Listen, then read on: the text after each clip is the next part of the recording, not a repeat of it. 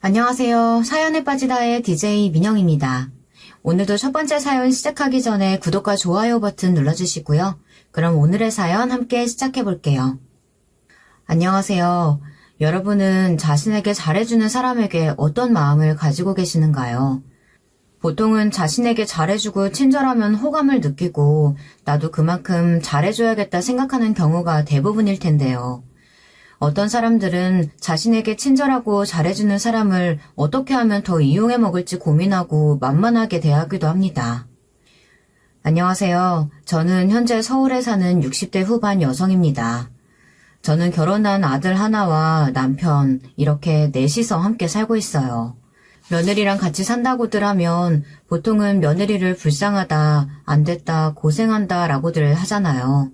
우리 집은 완전히 그 반대입니다. 지금부터 그 이야기를 해드릴게요. 저는 원래 가난하게 태어나 악착같이 안 해본 일이 없이 닥치는 대로 일하며 오빠와 남동생의 학비를 벌었어요. 그래서 남들보다 생활력이 참 강했습니다.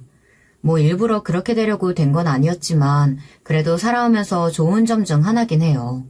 그리고 이런 긍정적인 생각을 하는 법도 좋은 점 중 하나입니다. 워낙 힘들게 살아왔다 보니 조금만 행복한 일이 있거나 편하면 그게 그냥 다 좋은 것 같거든요. 남편과는 친구의 소개로 만났습니다. 잘 어울릴 것 같다고 다리를 놔줬는데 정말로 남편과 저는 잘 맞았어요. 성격이나 성향 같은 것들도 비슷했지만 무엇보다 살아온 환경이 몹시 비슷했습니다. 물론 그때 남편은 고등학교도 나오고 운이 좋게 취직도 공장이지만 그래도 대기업으로 되어서 앞길이 별로 걱정이 없었지만 말이죠. 저는 원래 작은 회사에서 격리 일을 했었는데 남편과 결혼하면서 그만뒀습니다. 그래서 그냥 전업주부로 일평생을 살았어요. 아이도 낳고 배도 고프지 않고 뭐 나름 남부러울 필요가 없었죠. 대단히 욕심이 있는 사람이 아니었기 때문에 등 따숩고 배부르고 남한테 아쉬운 소리 안 할 정도로 먹고 살만하고 돈 없어서 자식 학교를 못 보내는 삶은 아니었으니까요. 이만하면 잘 살았다고 성공했다고 그렇게 생각하며 살았습니다. 아들은 결혼하고 5년간 임신이 되지 않아 속만 끓이던 때 선물처럼 찾아와준 아이였어요. 그래서 그런지 저희 부부는 아들을 정말 많이 사랑했습니다. 특히 제가 그랬어요. 원래 큰소리 치는 일도 싫어하고 화도 잘 없는 사람인데 아들만 관련이 되면 이상한 기운이 솟고 말도 지지 않고 잘하고 뭐 그렇게 되더라고요. 흔히들 그걸 엄마의 힘이라고들 하죠. 그리고 저의 이런 마음을 알아주는 것처럼 아들은 바르게 잘 자랐습니다. 부모님 말씀 잘 듣고 공부도 잘하는 그런 아들 말이죠. 아이고 정환이는 속 썩이는 일 하나 없죠? 어쩜 그렇게 바르게 인사도 잘하고 싹싹하고 공부도 잘한다면서요?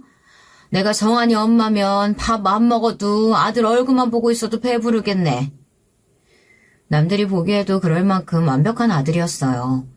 그래서 남편과 그런 이야기를 나눈 적도 있었습니다.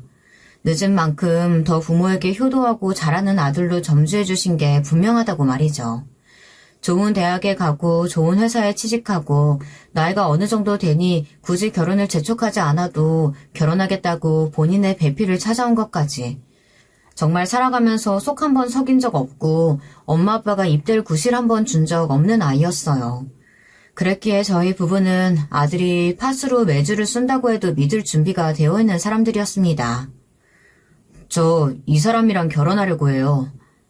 그래서 아들이 결혼하겠다고 여자를 데리고 왔을 때 말 한마디 하지 않고 입 한 번 대지 않고 그러라고 했어요. 나는 우리 아들 안목이면 다 믿는다. 네가 데려온 사람인데 어련히 괜찮을까? 그죠 여보? 그럼. 아들이 결혼하겠다고 데려온 며느리는 겉보기엔 굉장히 평범했습니다. 인물도 평범했고 성격이나 다른 조건들도 그냥 다 평범했어요. 한 가지 남들과 다른 점이 있다면 제가 엄마 없이 아버지 밑에서만 커서요. 만약에 결혼하게 되면 이 집에 들어와서 살고 싶은데 괜찮으실까요? 바로 어머니 없이 아버지 밑에서 컸다는 것과 요즘 아이들 같지 않게 결혼해도 시댁 식구들과 같이 살고 싶어 한다는 것이었습니다. 물론 그 마음은 남들이 봤을 때는 너무 대견하고 기특한 것이었지만 사실 저는 걱정이 되지 않은 건 아니었어요. 젊은 아이들과 생활하는 시간이나 이런 것들도 너무 다를 거고 집에 사람을 하나 더 들인다는 게 생각보다 복잡하고 할 일도 많았으니까요. 게다가 아들 장가 보내놓고 우리 둘이 전국 방방곡곡 여행이나 다니며 즐겁게 살려고 했더니 그건 좀 늦어지겠네. 그래도 그 마음이 얼마나 기특해요. 그리고 정환이 나가고 나면 바로 행안이 쓸쓸할 수도 있을 텐데 당분간 같이 살면 좋죠 뭐. 영원히 같이 살 것도 아니고 아이들도 생활하다 보면 불편할 테니 몇 년 같이 살고 나면 독립하고 싶어 하겠지. 이렇게 가볍게 생각했던 게 사실입니다. 그리고 가족이 됐는데 더 정을 주기 좋겠다고 생각했어요. 그거 보나마나 지들 독립자금 모으려고 그러는 걸 거야. 그니까 엄마 집에 얹혀 살면서 돈 모아서 집 살려고 그러는 거지 뭐. 너 생활비 꼭 받아라? 생활비는 무슨. 그리고 뭐 지들끼리 돈 알뜰하게 모으기로 하고 그런 거면 욕할 필요 있나. 기특하다고 칭찬을 해줘야지. 친구들이 돈 때문에 그러는 거라고 뒷말들을 했지만 저는 그렇다고 해도 괜찮았어요. 아니 오히려 대견한 마음이 들었습니다. 젊은 애들이 그런 생각을 한다는 게 너무 기특해서 말입니다. 그렇게 아들네 부부가 저희와 함께 사는 동안 생활비 한 푼 제대로 준 적 없지만 그걸 문제 삼았던 적도 또 서운해했던 적도 없어요. 물론 어디 가서 이런 이야기하면 어떻게 생활비 한 푼 못 받을 수 있냐 하지만 말입니다. 그렇게 아이들은 결혼하고 저희 집에 같이 살게 되었습니다. 저희 지낼 방만 인테리어 다시 하고 가구 새로 드리려고요. 그래, 니들이 살 방이니까 니들이 알아서 해. 정말로 딱 자기들이 살 것만 사오거나 고치거나 했지만 그것도 그냥 아무 말 하지 않았어요. 앞서 이야기했듯이 저도 생활력이 참 강하다고 했잖아요. 며느리로 들어온 아이도 그런가 보다 해서 오히려 마음이 더 갔습니다. 하지만 아들에게는 섭섭한 부분이 생기기는 했어요. 예를 들면 이런 거였습니다. 올해부터는 그냥 생신 집에서 하는 게 어떨까요? 가족들끼리 맛있는 거 편하게 먹으면서 말이죠. 매해 전화 남편 생일에는 아들이 좋은 식당에 데리고 가서 밥도 사주고 용돈도 주고 그랬었거든요. 뭐 그걸 바라는 건 아니지만 그래도 자식이 그렇게 해주면 기분이 좋은 게 사실이잖아요. 그런데 결혼을 하고 집에서 간단히 밥을 먹고 용돈도 그전에 주던 것보다 줄었습니다. 아마 며느리 때문이긴 하겠지만 점점 부모를 생각하는 마음이 그 전과 같지 않은가 싶은 생각이 들어 서운한 감정이 들었던 것도 사실이에요. 그리고 며느라기에 대한 고민도 물론 있었습니다. 일부러 그러는 건지는 몰라도 며느리는 저희와 정을 붙이려 하지 않았어요. 늘 어머님 아버님 하면서 거리를 뒀고 휴일이나 쉬는 날에는 늘 외출했고 저녁은 어느 날은 먹고 왔다는 이유로 어느 날은 다이어트를 한다는 이유로 거의 저희와 먹지 않았으니 말입니다. 한 집에 살지만 얼굴 볼 기회가 거의 없었어요. 딱 전형적인 요즘 애들이지 뭐.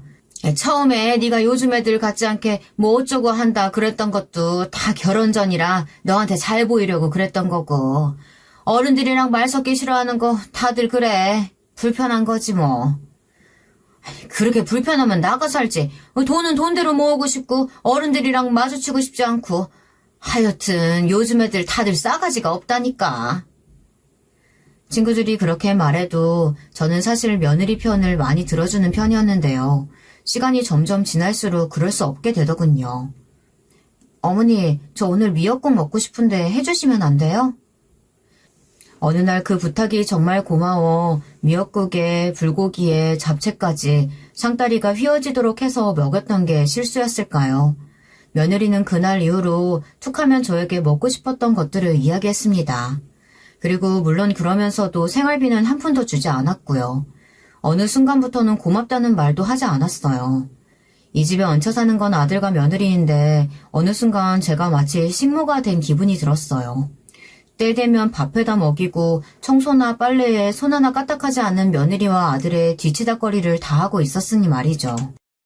어느 날 참지 못하고 제가 이야기했던 기억이 납니다. 나도 이제 힘들어서 더는 안 되겠다. 니들 먹을 건 니들이 하고 청소나 빨래도 니들 방이나 니들 건 각자들 알아서 해. 나도 내 생활이 있고 여긴 나랑 네 아버지, 시아버지 집인데 우리가 너희 집에 얹혀 사는 기분 들어서는 되겠니? 한번 따끔하게 이야기했는데 아들은 그제야 죄송하다고 제가 신경을 못 썼다고 사과했지만 그 말을 듣는 내내 며느리의 표정이 좋지 않았습니다. 결혼하고 저에게 싫은 소리 들은 게 처음이어서 그런가 보다 생각했어요. 물론 마음에는 걸렸지만 말입니다. 그런데 며느리는 여태 편하게 제가 밥이며 청소며 빨래며 다 해준 생활을 그대로 유지하고 싶어 하더군요. 그냥 어머님이 다 해주시면 안 되나요? 저나 애아빠는 일하고 어머님은 전업주부시니까요. 애 다 키워서 결혼시키고 독립할 나이까지 됐는데 내가 이 나이 먹도록 아들의 며느리까지 뒤치다거리 해야겠니? 순간 욱해서 말했습니다. 며느리는 제가 그렇게 나올 줄은 몰랐는지 잠시 뭔가를 생각하는 듯 하더군요.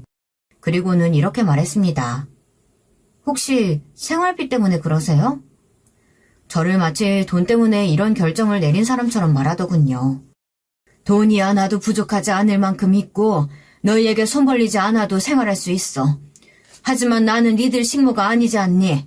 니들이 먹을 밥, 청소, 빨래 정도는 각자 해라. 이것마저 싫으면 독립을 해.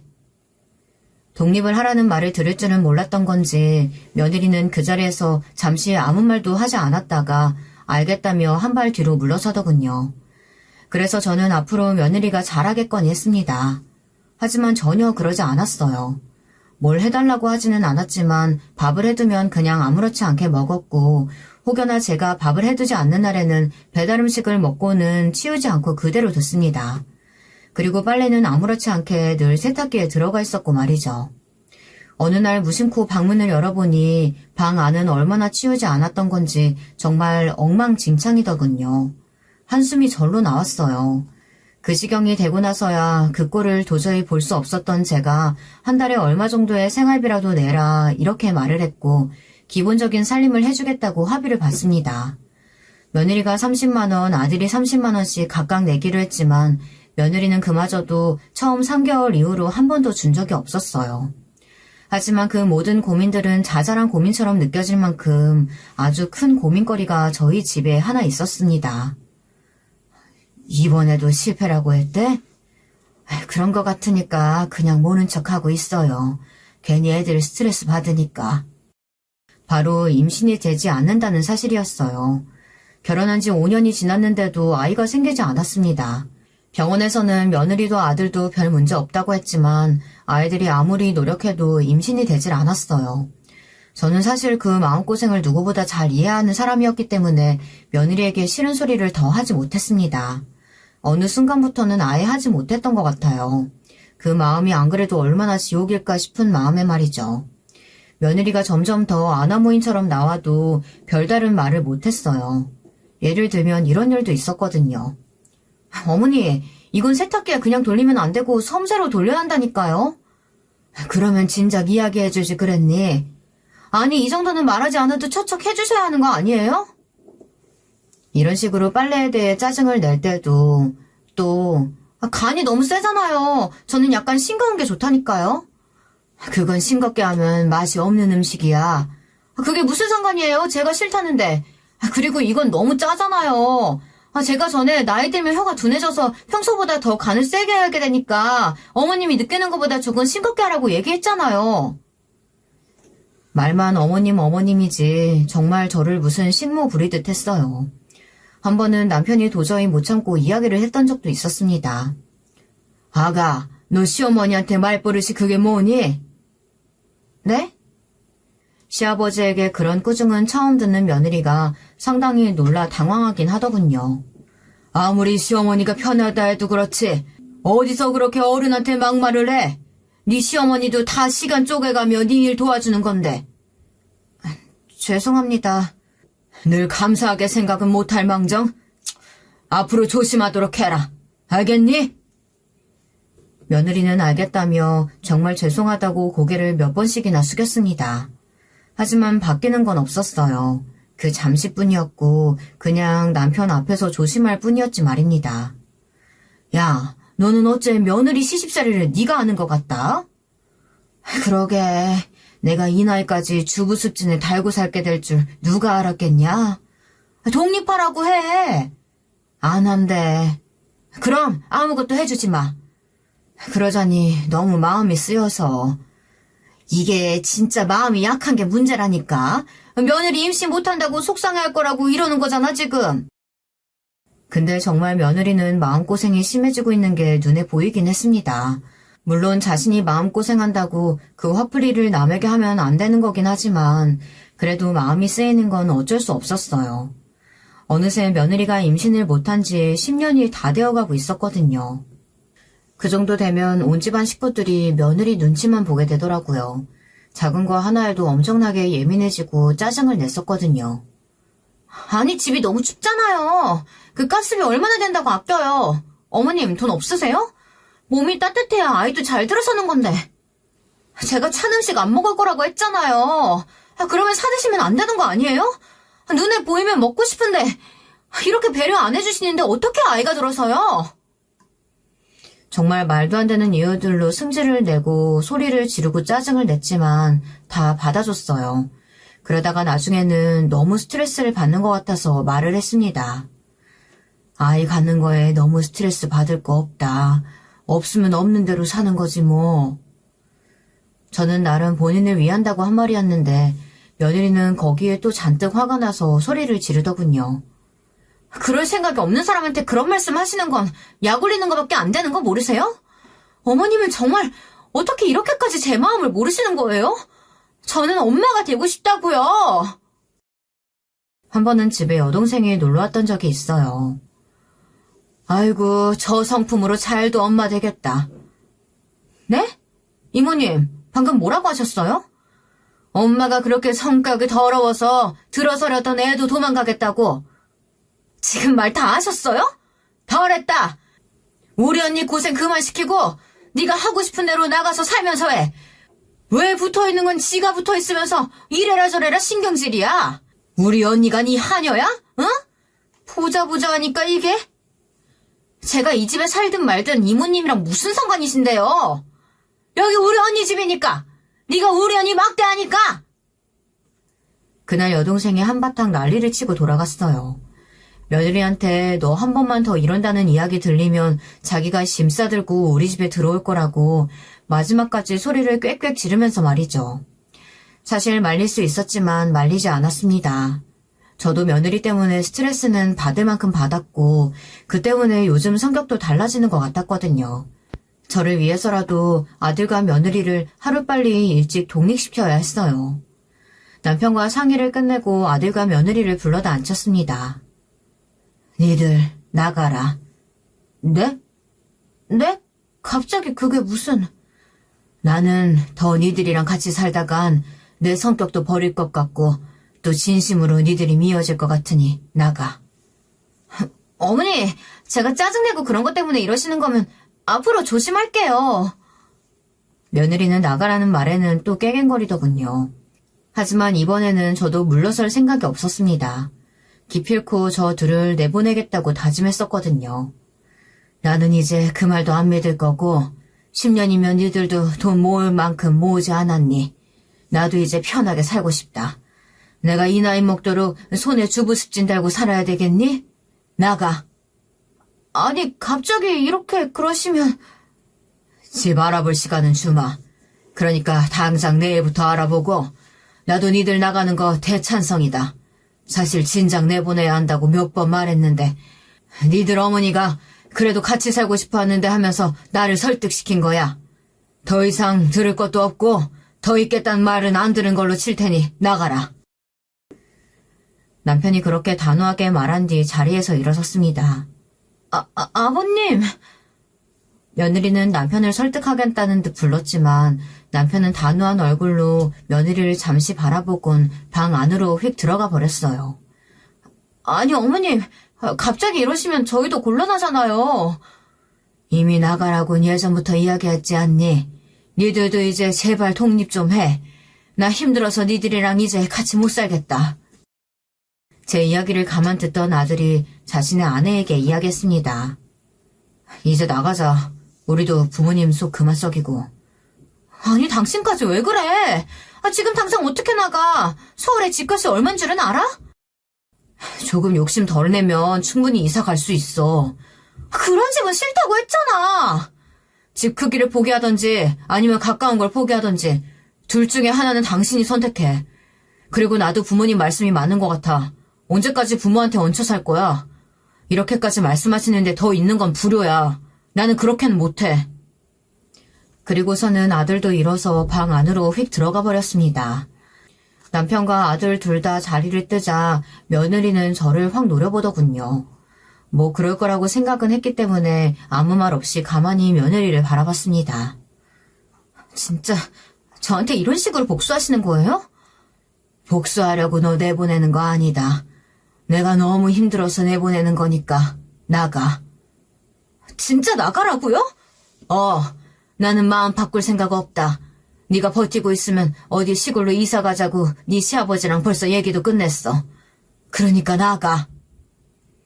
제가 너무 단호하게 나가자 며느리도 이제는 어쩔 수 없다고 생각한 모양이었습니다. 오만 인상을 다 찌푸리더니 쾅쾅거리며 방 안으로 들어가더군요. 쿵 하고 엄청 큰 소리를 내며 아들과 며느리의 방문이 닫혔습니다. 그리고는 그 안에서 아들과 며느리가 싸우는 소리가 들려왔어요. 나는 집 크기, 위치 포기 못해. 주제에 맞게 살아야지. 그 나이 먹도록 이렇게 철이 안 들었어? 나가면 집안일은?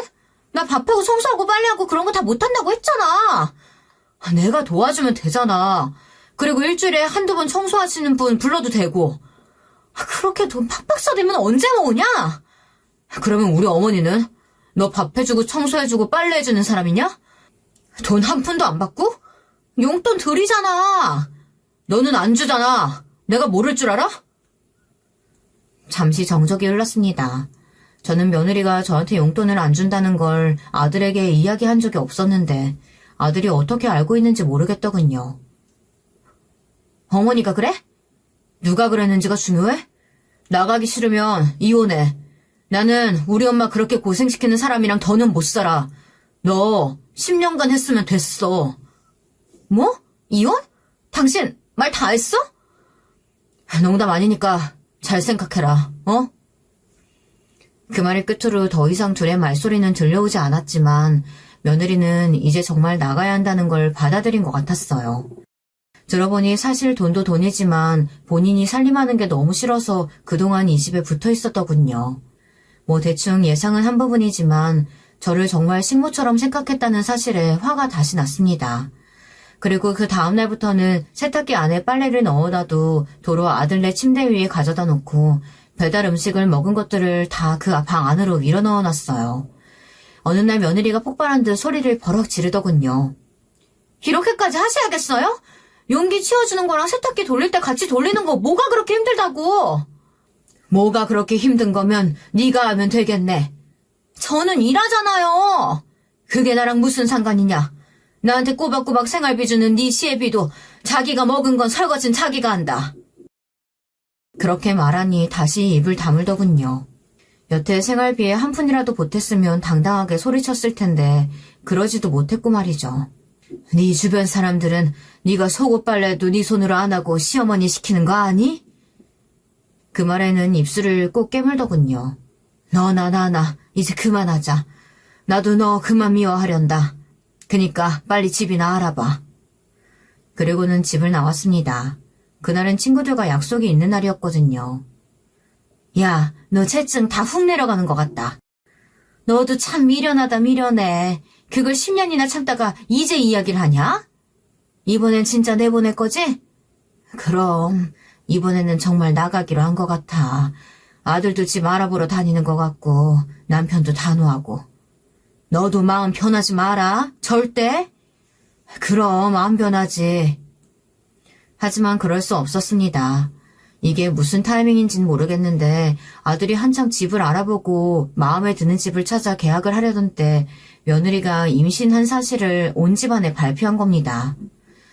35 넘어서 노산이라 정말 조심해야 한다고 하더라고요. 초기가 제일 위험하니까 움직이는 것도 조심하고. 그래서 말인데요. 당분간 이사 가는 거 조금 미룰 수 없을까요? 10년 만에 한 임신이었어요.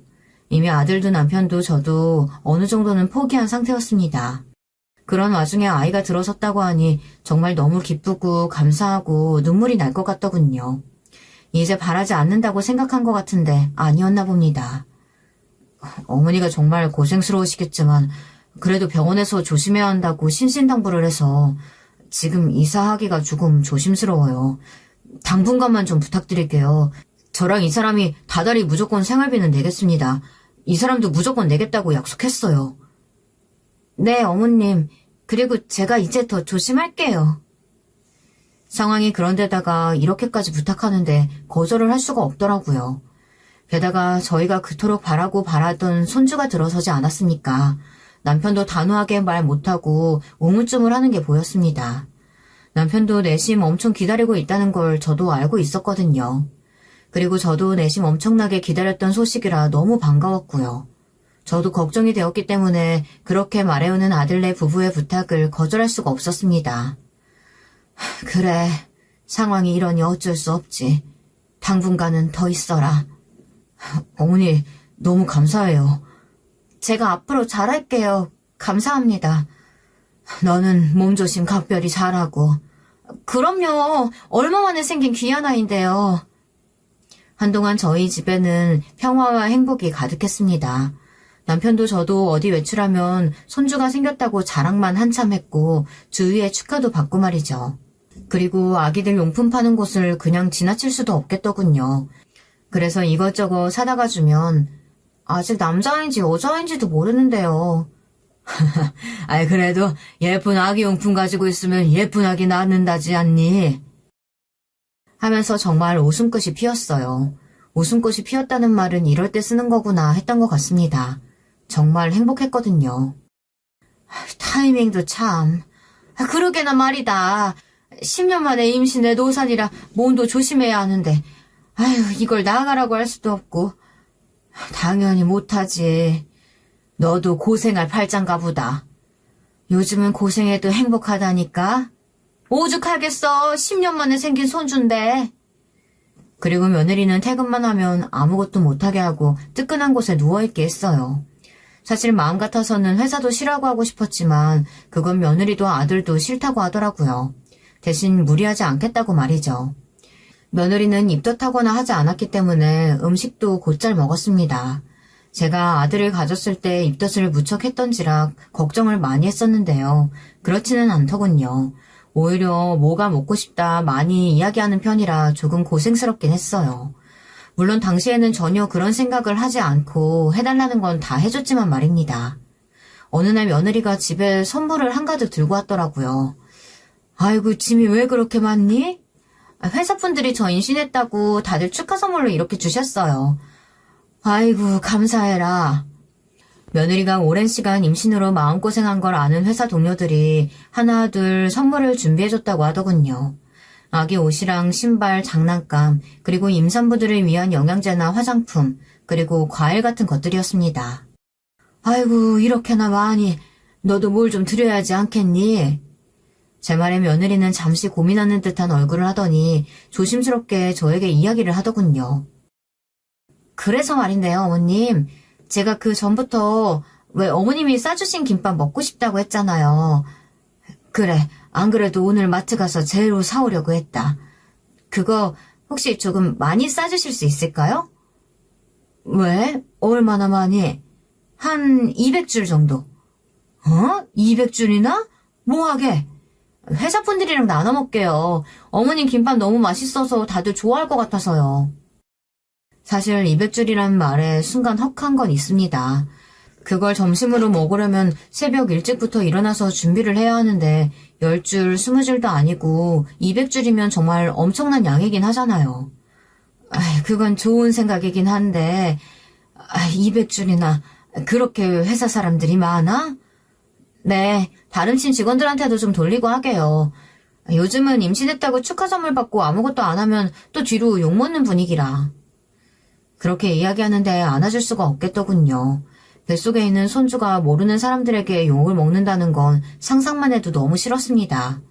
그래서 일단은 알겠다고 한 뒤 마트에 장을 보러 갔어요. 정말 김밥 200줄을 하려니 돈도 돈이지만 재료의 양만 해도 상당하더라고요. 아니 장사하시게요? 김밥을 조금 많이 싸야 할 일이 있어서요. 혼자 하시는 건 아니죠? 이 정도 하시면 몸살 나요. 그렇게 이야기하는 직원에게 웃으면서 아무 말을 하지 않았습니다. 저 혼자 해야 할 일이니까요. 정말 너무 고생스러웠어요. 김밥이 또 집에서 싸려고 하면 손이 굉장히 많이 가는 음식이잖아요. 게다가 남들이 먹는 건데 예쁘게 싸야 할 것 같아 공을 좀 들이느라 정말 시간도 많이 들었고 말입니다. 거의 밤을 꼴딱 새웠어요. 아이고, 양이 너무 많긴 하네요. 감사합니다, 어머니. 아니다. 그런데 이게 지금 네가 들고 나가기에 양이 너무 많기도 하고 아직 완성도 덜 돼서 내가 나중에 점심시간쯤 네 회사로 갖다 주면 안 되겠니? 그래 주시면 너무 감사하죠. 200주를 다 싸고 도시락에 하나하나 포장하고 정말 손이 많이 가고 힘든 일이긴 했어요. 하지만 괜찮았습니다. 손주를 위한 일이라고 생각하니 고생스럽지 않았어요. 그리고 뭐 계속해야 되는 일도 아니고 한두 번 있는 일이라고 생각했으니 말이죠. 싸준 도시락을 차에 다 싣고 며느리에게 이제 곧 며느리 회사로 출발한다고 톡을 남겼습니다. 그랬더니 이렇게 답장이 왔어요.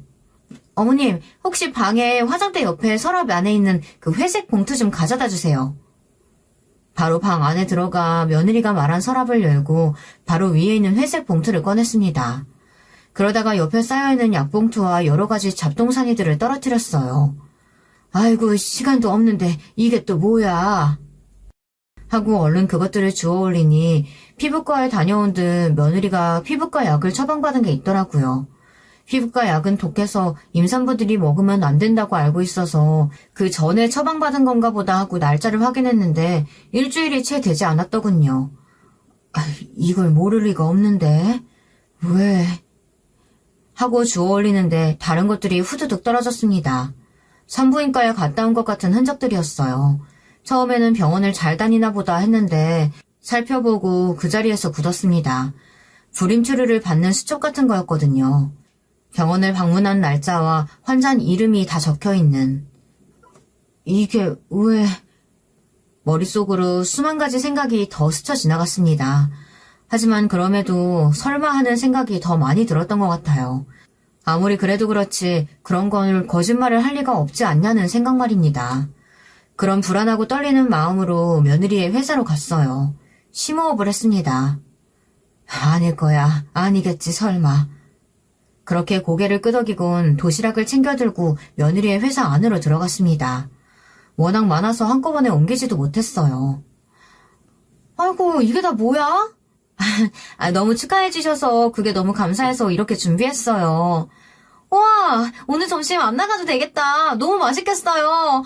저 이렇게 예쁜 김밥 처음 봐요. 그 이야기를 듣고 다시 1층으로 내려가 나머지 김밥을 챙겨 올라갔어요.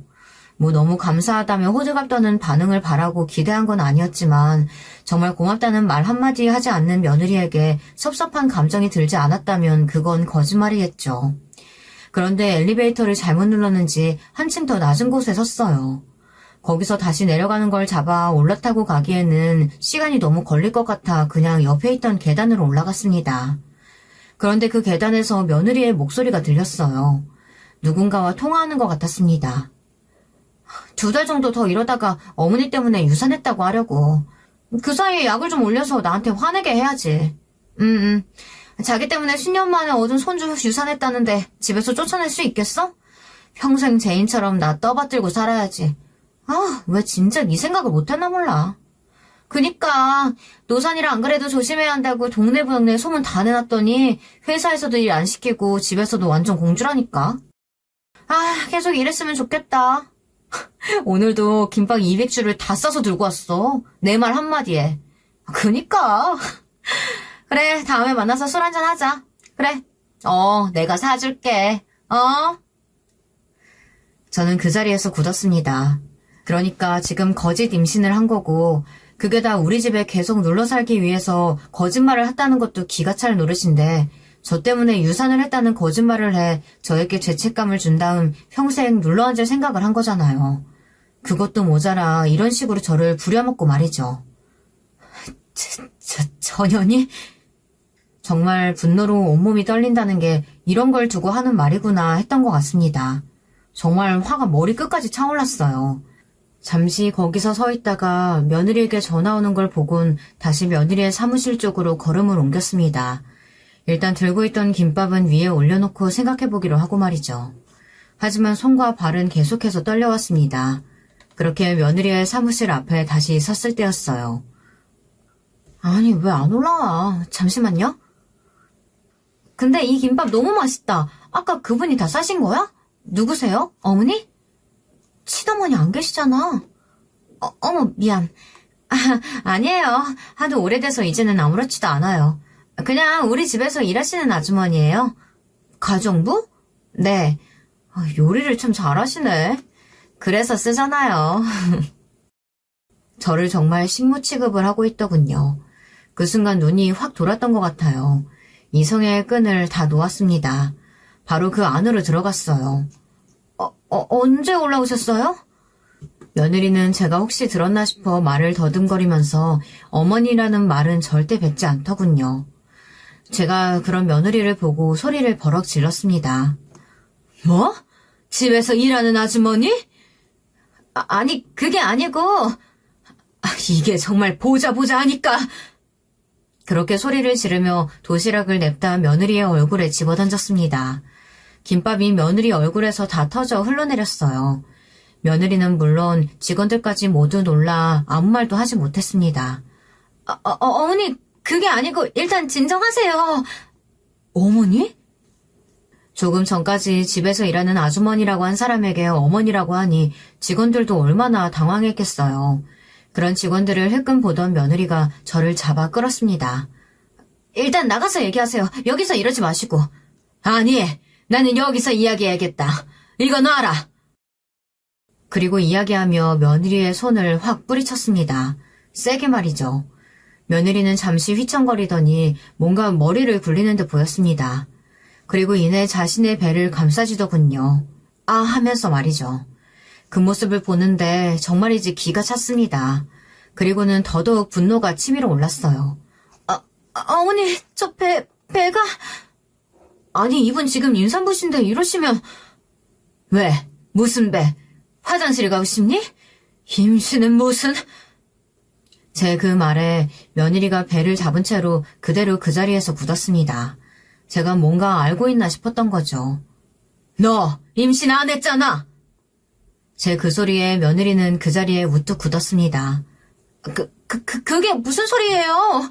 어머님 아무리 화가 나셨어도. 너 방금 비상구에서 통화하는 거 다 들었다. 뭐?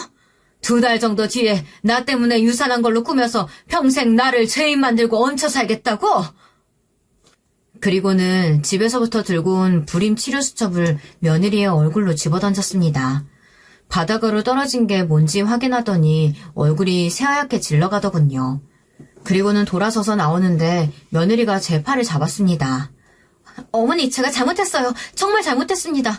남편한테는, 제발 남편한테만은 비밀로 해주세요. 집에서 나가라고 하시면 당장 나갈게요. 내일이라도 나갈게요. 이건 알아. 그렇게 며느리를 뿌리치고 집으로 돌아왔습니다. 정말 무슨 정신으로 운전했는지 모르겠어요. 지금 와서 생각해보면 사고가 나지 않은 게 얼마나 다행인지 싶을 만큼 말이죠.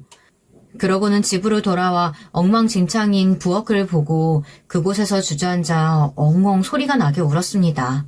아무것도 모르고 그간 다 퍼준 제가 바보 같아서도 그랬지만 이 모든 사실을 알게 될 가족들의 충격이나 제가 느낀 배신감 등 온갖 감정이 다 들었거든요. 이게 다 뭐야? 당신 무슨 일이야? 집으로 돌아온 남편이 놀라서 제게 물었어요. 그리고 저는 울면서 오늘 있었던 일에 대해서 다 이야기했어요. 며느리가 임신한 건 다 거짓말이라는 것과 저를 가정부 취급했던 것, 그리고 결정적으로 나중에 저 때문에 유산했다고 말하고 우리 집에 계속 살 생각을 했던 것까지 전부 말입니다. 이 인연이... 남편은 정말 엄청나게 분노했어요. 그런 남편의 모습은 난생 처음 봤을 정도로 말입니다. 남편의 손이 부들부들 떨리는 걸 눈으로 봤거든요. 며느리는 일찍 퇴근했어요. 평소보다 말이죠. 아마 아들이 오기 전에 저희에게 용서를 빌고 아들에게는 비밀로 해달라고 빌려고 그랬겠죠. 하지만 그 모든 것들을 포기해야 했어요. 남편이 며느리가 들어서자마자 정말 처음 보는 표정과 말투로 엄청나게 화를 냈거든요. 너랑 이혼 안 한다고 하면 나는 내 아들하고 연 끊을 거다. 아버님, 한 번만, 제발 한 번만 용서해주세요. 정말 죽을 죄를 지었습니다. 임신한 그거 거짓말까지는 용서해줄 수 있을지도 모르지. 그런데 그게 거짓말이라면서 그걸로 지 시어머니 부려먹고 시어머니 때문에 유산했다고 거짓말해서 이 집에 죽을 때까지 얹혀 살면서 대접받을 생각을 해? 지 시어머니 죄인만 들어서? 이런 괘씸한 년을 봤나? 나는 너같이 못된 애랑은 가족으로 못 산다. 그때였어요. 이게 다 무슨 소리예요? 아들이 이 모든 대화를 다 들은 겁니다. 며느리의 얼굴이 다시 하얗게 질려갖고 손을 덜덜 떠는 모습을 봤어요. 여보, 이게 다 무슨 소리냐니까?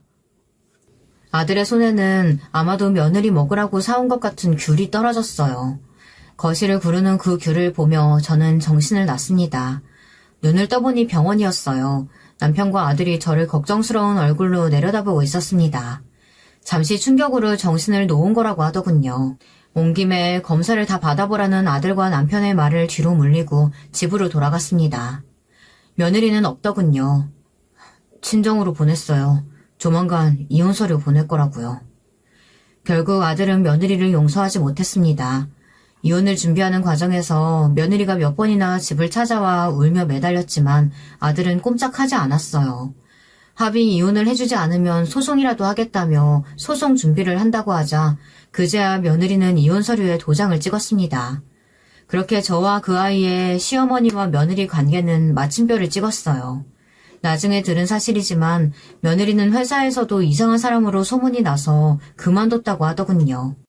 뭐 당연하겠죠. 시어머니를 집에서 일하는 아주머니라고 했고 그리고 거짓 임신을 해 유산도 시어머니 때문이라고 꾸면서 평생 얹혀서 할 생각을 했다는 게 사내에 파다하게 다 소문이 퍼졌을 테니 말입니다. 그리고 더 작은 회사에 취직했다고 하더군요. 불임에 나이가 거의 40이 다 된 여자는 눈을 많이 낮추지 않은 이상 재혼을 하기에는 사실 힘들긴 하잖아요.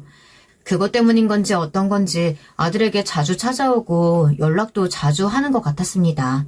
다시 합치자고 말이죠. 그래서 제가 나섰어요. 선 봐라. 아직은 그럴 생각 없어요.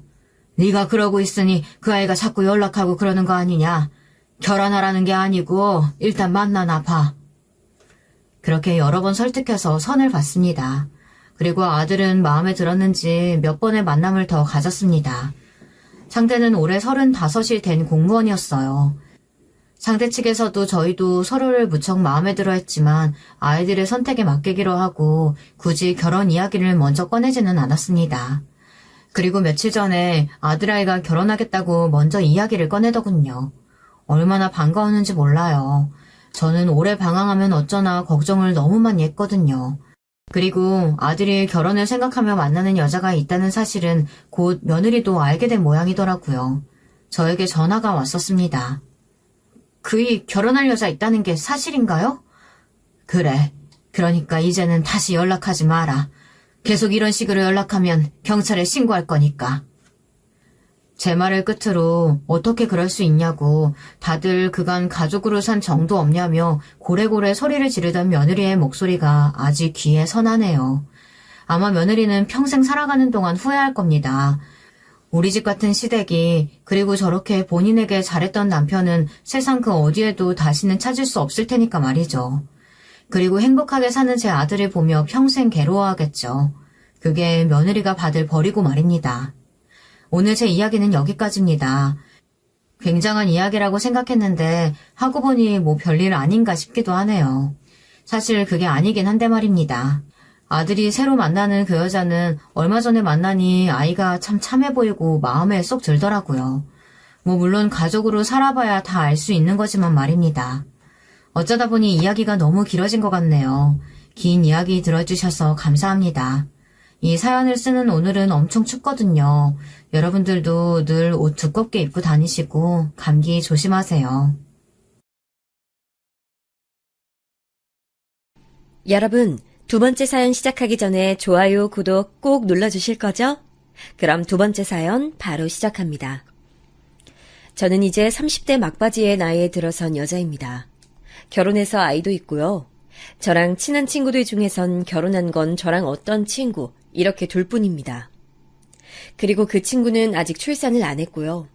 이제 40줄 들어설 나이인데도 임신에 대한 강박도 없더라고요. 겉으로는 표현 안 했지만 저는 그 친구를 보면서 아이 없이 부부끼리 오붓하고 여유롭게 사는 모습도 꽤 괜찮다고 여겨왔네요. 물론 제 눈에는 세상 누구보다 어여쁜 저희 아이입니다만 꼭 이런 식으로 가정을 이루지 않아도 자신들만의 행복을 꾸려 살아가는 모습들이 주변에서 많이 보이니까 다양한 생각을 하게 되는 것 같아요. 사실 제가 결혼하고 나서 싱숭생숭한 마음이 들었기 때문에 남들은 어떻게 하고 사나 관심을 많이 기울였습니다. 결혼하지 않고 미혼 아가씨로 지내고 있었다면 이런 숨막히는 체험을 하지 않아도 됐을 텐데 이런 생각이 자꾸 들었으니까요.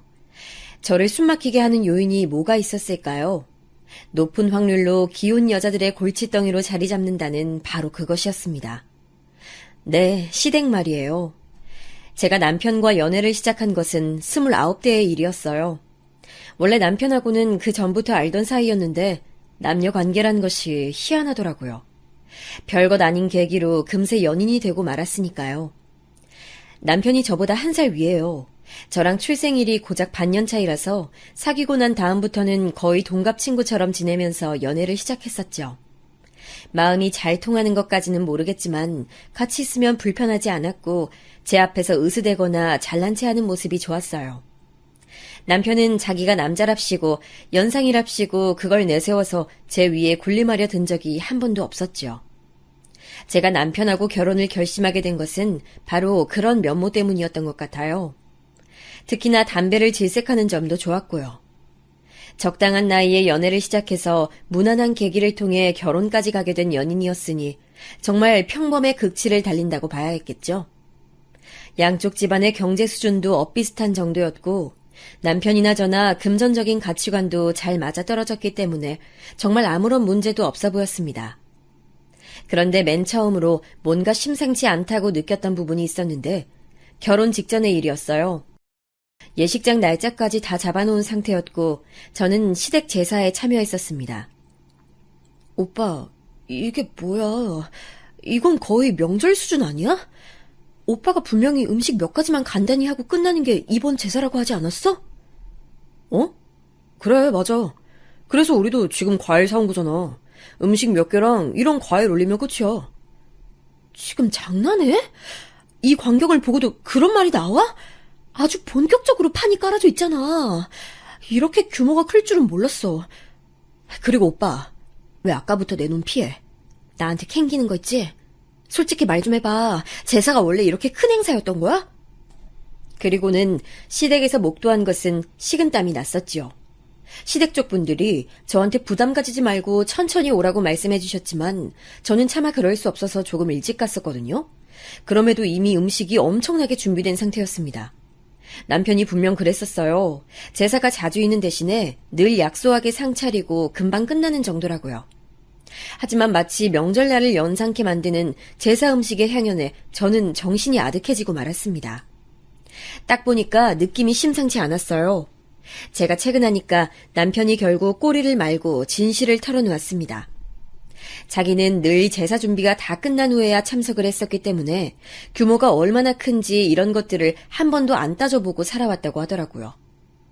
그러니까 별 생각이 없었던 거예요. 그 얘기 하나에서도 저는 이 시댁 집안이 제사를 오직 여자만 피 터지게 준비하고 남자들은 뒷짐지고 있다가 나중에 거드름이나 피우는 곳이라는 걸 알아차릴 수 있었습니다. 그러니까 남자인 남편이 제사에 하등 일손을 거들지 않고 살아왔었던 것이죠. 게다가 제사는 시댁에서만 진행되는 게 아니라 몇 차례는 큰 댁에서 진행을 한다고 했습니다. 건너뛸 수 없고 온 시댁 집안 식구들이 다 필수로 참여해야 하는 제사만 1년에 10개가 됐어요. 말이 1년에 10번이죠. 달력에 표시를 해놓으면 이게 상당한 양이 되는 것이었습니다.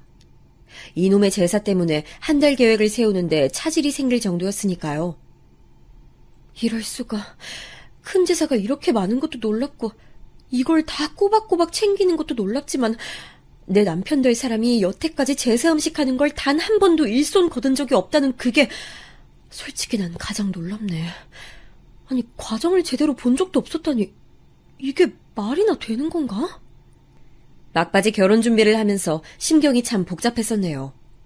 그렇다고 결혼 직전이었는데 제사 운운하면서 모든 걸 뒤엎을 수 있는 분위기는 결코 아니었습니다. 애써 제 마음속의 불안을 달래가며 결혼하는 수밖에 없었죠. 결혼은 어차피 남편이랑 둘이 부부가 되어 살아가는 것이니 시댁의 제사가 이렇든 저렇든 결국 그것은 부수적인 요인이라고 치부하기로 했던 거예요. 인생이 제가 생각하고 기대했던 대로만 흘러갔다면 얼마나 좋았을까요? 제 바람이 무색하도록 시댁의 제사는 제 결혼 생활의 골칫덩이로 금세 자리를 잡았습니다. 무엇보다 시댁에서 벌어지는 제사 준비의 풍경이 제 마음에 들지 않았던 것 같아요. 제 남편 성이 최 씨거든요. 그럼 제사는 최 씨 집안의 행사잖아요. 그런데 최 씨 집안의 행사를 우습게도 최 씨들만 준비에 거들지 않는 모습이 기가 막혔습니다. 최 씨라는 성을 달지도 않은 여자들이 허리를 두드려가면서 쭈그려 앉아서 그 제사 음식들을 준비하는 것 자체가 제가 보기에는 코미디였어요. 결혼하고 나서 얼마 되지 않았을 때는 우선 분위기 파악을 하려고 저는 전혀 나대지 않은 채 가만히 시키는 대로 일을 했습니다. 그러면서 상황이 돌아가는 모양새를 지켜보려고 했던 것이죠. 어라? 쇠가 빠지도록 제사 준비할 때는 보이지도 않던 남자분들이 제사상이 다 차려지고 나니까 어디서 갑자기 옷들을 멀끔하게 차려입고 튀어나오는 거야. 정작 제사 준비를 하나부터 열까지 다 한 여자들은 음식을 하느라 지저분해진 차림새 그대로 구석에 박혀 서 있었습니다. 저희 친정은 제사를 설날, 추설 이렇게 명절날에만 간략하게 드리고 말거든요. 온 가족이 다 모인 김에 제사를 드리자는 취지에 가깝고요. 음식도 제사용으로 따로 안 해요. 제가 그런 풍경만 보고 살아왔으니 시댁의 제사를 보면 볼수록 겪으면 겪을수록 충격적이었어요. 둘째야, 튀김하고 시루떡하고 이런 것들부터 얼른 챙겨라. 떡이 이번에 잘 됐으니까 그것 좀 많이 가져가고. 네, 어머님. 그런데 떡은 따로 안 챙겨갈게요. 저희 집 냉동실에도 이미 떡이 좀 있어서요. 그래? 떡을 살 일이라도 있었나 보네. 제가 호박 들어간 걸 좋아해서요. 인터넷으로 호박떡 작게 포장된 걸 조금 사놨어요. 그것만으로도 충분해요. 충분하기는? 우리 중현이는 호박 그런 거 별로 안 좋아하는데. 잔말 말고 시루떡 챙겨라. 소분해서 냉동실에 착착 넣어놨다가 우리 중현이 출출하다 그러면 간식으로 내주면 되지. 우리 중현이가 시루떡 얼만큼 먹었나 안 먹었나 앞으로 내가 검사할 테니까 네가 잊지 말고 꼭 챙겨주고. 네 입만 입이라고 생각하지 말고 네가 다 먹어버리지도 말고. 알았지? 무슨 말씀하시는지 알아들었어요. 네, 그렇게 할게요, 어머님. 특히나 시어머니께서 점차 저에게 당신의 본색을 드러내시면서 저는 무척 당황스러워졌죠. 제가 둘째 며느리라고 해서 저를 둘째라고 부르셨는데 근엄한 목소리로 둘째라고 불러대시는 통에 나중에는 제가 환청까지 들었다니까요. 주변에 시어머니가 안 계신데도 귓가에 둘째라는 부름이 들려온 것 같아서 고개를 두리번거린 적도 여러 번 겪어봤었네요. 하도 그 부름에 시달려서 그랬나 봐요. 결혼 전에는 시어머니를 사실상 뵐 일이 거의 없었으니 겪어볼 일도 없었고요. 결혼 직후에는 제가 적응하느라 정신이 없어서 그런 건지 별 생각이 안 들었는데 시간이 조금씩 지날수록 시어머니께서 저에게 막대하신다고 느끼게 되었어요. 좋게 순화를 하자면 저를 너무 편하게 대하시는 것 같았달까요? 이제 한 식구가 되었으니 한 공동체 안에서 희생하면서 살아보자고 말씀하시는 것 같은 시어머니의 결의가 느껴졌습니다. 시어머니하고 대화할 때 굳이 그걸 오래 끌고 가면 저만 손해인 것 같다는 생각을 하게 된 이후로는 웬만하면 제가 네, 어머님 하고 대화를 끝내는 편이 되었어요. 그게 속편한 길이었으니까요. 시어머니께서는 당신이 지고 있는 짐을 당연하게 여기는 분이셨어요. 여자들이 하나부터 열까지 다 제사 준비를 마쳐야 하는 것이라든지 남자들이 더 대접받는 게 당연하고 당신은 뒤에서 묵묵히 보조하는 역할로 만족을 하신다든지 이런 생각을 갖고 계신 분이었죠. 연세만 보자면 그렇게까지 옛날 분도 아니셨건만 환경이 사람을 만드는 것 같았습니다. 저는 시어머니에 비하자면 확실히 요즘 사람이었기 때문에 순순히 그 전철을 밟고 싶지 않았어요. 그래서 결혼 후에 몇 번의 제사를 겪은 다음 찾아왔던 명절날에 저는 남편하고 아주 일찍 시댁의 큰 집을 찾았습니다. 그곳에서 제사가 진행될 예정이었거든요. 시댁 식구들이 상당히 어색한 눈치로 저희 부부를 맞아줬죠. 특히나 남편 쪽을 바라보면서 다들 당황해 하더라고요. 아유, 남자가 무슨 준비를 거둘 줄 안다고 이렇게 일찍 왔어? 아니에요. 중현 오빠도 같이 준비하고 싶다고 저한테 그랬어요. 그래서 같이 온 거고요. 저희 뭐부터 하면 될까요? 아니, 너는 일찍 올 것 같으면 너만 오고 네 신랑은 이따가 준비 다 되면 따로 천천히 오라고 하든가 했어야지. 굳이 이렇게. 저에게 뭔가 지적들을 하고 싶으신 눈치였는데 저는 그런 기색을 못 읽은 척 일부러 그렇게 굴었습니다. 저라고 원래 제사 음식 준비할 줄 알았겠나요? 결혼하고 나서야 처음 해본 음식들도 있었던걸요. 그런데 저보다 체력 좋은 남편이 작업에서 빠질 이유가 어디 있나요? 그래서 더 남편을 데리고 갔던 거예요. 지난 몇 달간 제가 체험을 해본 게 있었으니 이제 남편에게도 그런 걸 알려줘야 할 차례였습니다. 튀김을 그냥 튀기는 게 아니라 재료 손질부터 다 해야 하는 거였어? 그럼 오빠는 고구마나 오징어가 원래 튀김 사이즈로 나오는 줄 알았던 거야? 그럴 리가 없지. 여태까지 다 직접 씻고 자르고 재료 손질부터 다 마치고 나서 튀김옷 입혔던 거야. 오빠는 옆에서 튀길 준비나 해. 이건 내가 마저 할 테니까. 알았어. 그런데 부침개도 한다고 하지 않았어? 아까 듣기론 그랬었는데 그건 다 어디서 하는 거야? 어디서 하기는? 여기서 하는 거지. 이거 얼른 다 마쳐야지 다음 부침개 할 수 있어. 뭐? 이 자리에서 한다고? 잠깐만. 설마 생선 굽는 것도 여기서 한다는 건 아니겠지? 여기서 안 하면 밖에 나가서 할까? 오빠, 잔말 말고 얼른 이거 튀김 반죽 입혀서 얼른 튀겨. 우리 시간 없어. 난생 처음으로 제사 준비에 참여해봤다던 남편은 그야말로 혼비백산이었습니다. 처음에는 느긋하게 세워라 내워라 준비를 하더니 앞으로 해야 할 게 산더미처럼 남아있다는 사실을 안 순간부터 얼이 빠져버렸죠. 게다가 음식만 하면 단가요? 때마다 그 뒷정리를 해가면서 작업을 해야 했습니다. 남편이 허둥지둥하면서 음식을 준비하는 것을 발견한 시어머니께서 앞치마 바람으로 얼른 달려오셨죠. 이게 뭐야? 중현이가 아예 이걸 하고 있는 거였어?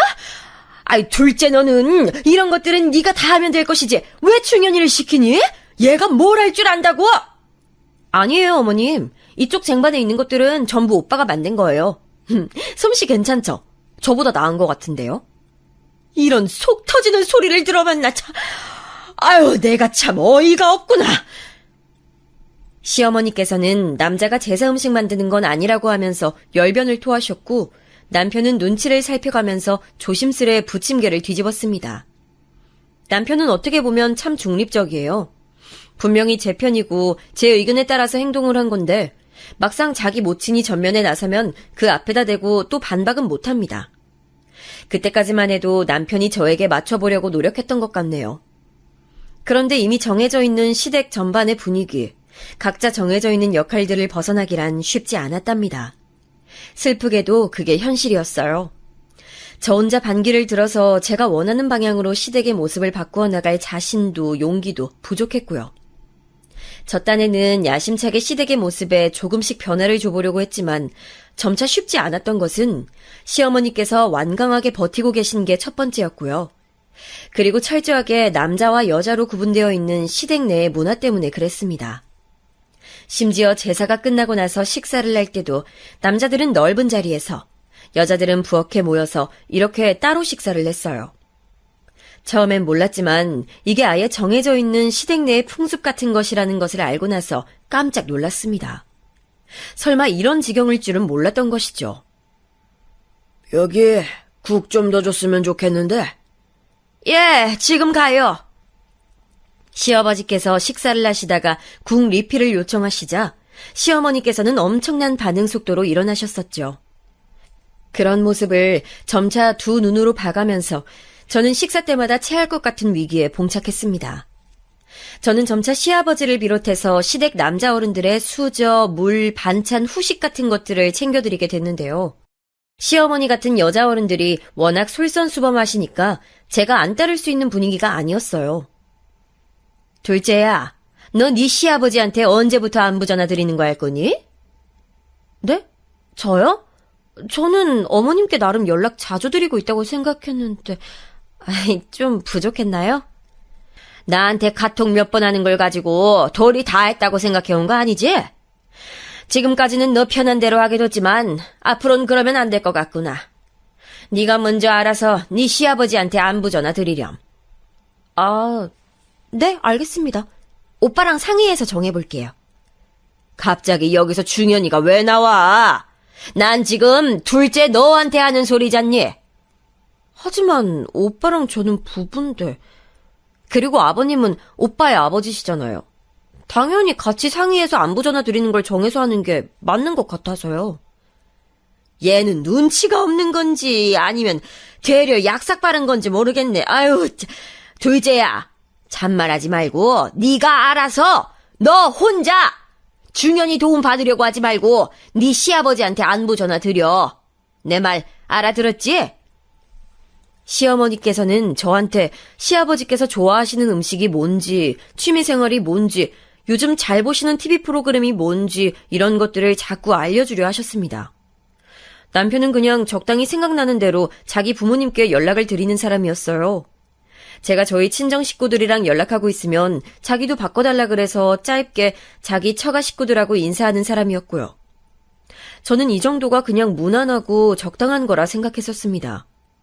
그런데 시어머니께서는 아니었나 봐요. 제가 시댁 집안에 완벽하게 적응하기 위해서는 우선 시아버지께 절대적으로 충성하는 종 같은 며느리가 되길 바라셨습니다. 시대가 어느 때인데 며느리한테 너무 순종적인 모습만 바라신 거였죠. 남편에게는 위로 형이 있어요. 아주버님은 일찍 결혼을 하셨고 그렇게 형님께서는 저보다 나이가 꽤 많으셨습니다. 그런데 결혼 후에 교통사고를 크게 당하신 적이 있어서 다리에 통증을 안고 계신 분이었어요. 그래서 오래도록 쭈그려 앉아서 하는 일은 어려워하셨고요. 제사 음식 만들 때도 앉아서 하시는 일은 거의 빠지셨습니다. 그렇기에 시어머니께서는 저의 비중을 점점 더 키우려고 하셨던 것 같아요. 게다가 형님은 작전인지 원래 그러신 분인지 표정도 항상 건조한 편이고 말수도 적으시고 아주버님은 장남이라 그런 건지 어머님께서 함부로 못 건드시는 게 딱 보이네. 그렇다면 그분들을 대신해서 내가 점차 시댁의 화살바지가 될 게 뻔한 상황 아닌가? 달력에 표시되어 있는 제사 일정들을 보면 한숨만 나왔습니다. 제사가 없는 날에도 이제는 제사 준비가 너무 신경 쓰여서 머리가 다 지끈지끈거릴 정도였어요. 단순히 노동만 하는 것으로도 힘이 들었지만 시어머니께서 자꾸 날이 갈수록 저한테 군기를 잡으려고 하시는 게 보여서 그게 짜증났기 때문입니다. 시아버지께 안부 전화 꼬박꼬박 드리라고 강요하시면서 제가 정말로 연락을 드렸나 안 드렸나 감시하고 체크하시는 것도 숨이 막혔고요. 어느 날은 제가 진짜 신경질이 나서 제삿날에 그냥 늦게 도착했어요. 몸살 감기 핑계를 대면서 말이죠. 아니나 다를까 같이 온 남편한테는 별다른 말씀 안 하시면서 저한테만 시어머니께서 잔소리를 퍼부으셨습니다. 어머님, 제가 진짜 컨디션이 좀 안 좋아서요. 약 먹고 경과를 보느라 늦을 수밖에 없었어요. 그리고 주말도 아닌 평일 저녁에 이렇게 모이는 것 자체가 원래 쉬운 일은 아니잖아요. 그럼 제사가 쉽고 간편한 일인 줄 알고 있었니? 에휴, 그렇다면 둘째야, 이 기회를 삼아서 제사가 얼마나 중대한 일인지 네 마음속에 단단히 새기는 게 좋겠다. 다시 한번 이렇게 제사상 다 차려진 다음에 도착하는 일이 없도록! 저보다 늦게 오신 분들도 있는데 왜 저한테만 이러시는 건지 모르겠어요, 어머님. 다른 사람들하고 네가 같니? 너는 준비 과정부터 참여해야 하는 여자니까 그렇지? 여자, 남자 역할을 굳이 그렇게까지 가르시는 이유는 이해가 안 갑니다. 형님께서도 몸이 불편하신데 꼬박꼬박 힘들게 준비하시는 거 솔직히 보면서 안쓰럽기도 하고요. 얘가 오늘따라 왜 이렇게 새치 혓바닥이 길어? 둘째야, 너 원래 이렇게 말대꾸가 청산유수인 애였니? 너, 네 신랑이 우리 중현이한테도 늘상 이렇게 구는 거니? 어머님께 말대꾸를 할 의도는 아니었어요. 제 생각을 말씀드리다 보니까 이렇게 됐네요. 죄송해요, 어머님.